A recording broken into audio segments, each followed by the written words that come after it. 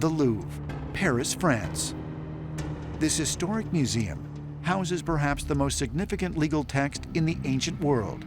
This stela features the Babylonian god Shamash talking to King Hammurabi, and below them, carved in cuneiform text, are the laws they gave to their people.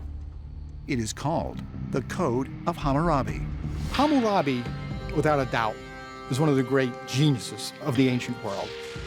And of course, he's famous not just for being the ruler of ancient Babylonia, but for coming up with what is called the Code of Hammurabi, which was the first written legal record.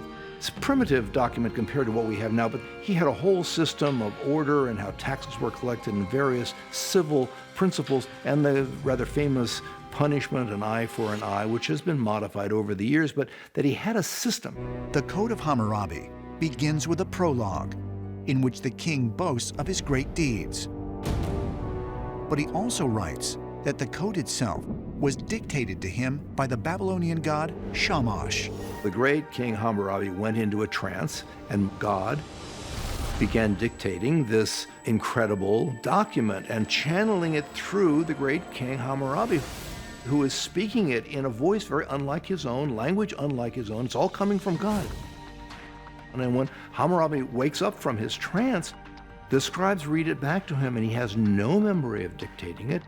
It all came from God, and it is brilliant. An important part is that Hammurabi did not claim authorship. He knew this was not of his making, of his intelligence. The system of law that comes through the Code of Hammurabi is so intrinsic to the basic moral understandings of how to run a society that much of it is still preserved in some form in our modern-day legal system. This suggests that the Code of Hammurabi comes from a very advanced point of origin. Think about it. Moses, Abraham, Noah, the prophets, Jesus. A lot of the laws, the rules, the customs, the traditions that we have are based upon individuals claiming to have been told something by a deity. Is it possible that the course of human civilization has been determined not by history's most profound thinkers, but by some external force that was guiding them? The ancients were convinced they knew the answer.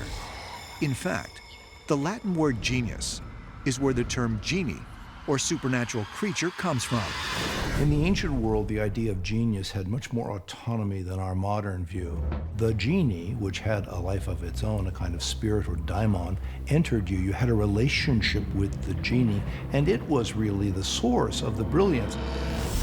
You were a channel, you were a host, you were involved, but it was not as personal, and the ownership wasn't as great. The Greeks believed that they were inspired by the muses. So what caused a musician to come up with a new tune? What caused a writer to come up with a new story? It was the spirit of a muse that went inside the person and caused that person to become creative. And we see that in the word inspire, in spirit.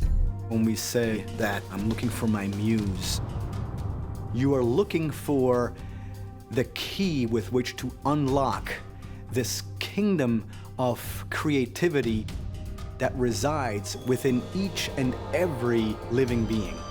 Is it possible, by reaching this altered state of consciousness, to come in contact with beings or with entities that are of those different realms?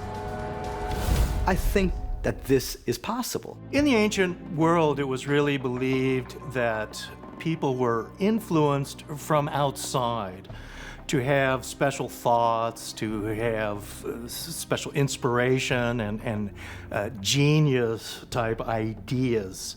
And it was coming from outside of you, so you have to wonder if these ideas aren't possibly some kind of thoughts that are being projected into your mind, possibly by extraterrestrials.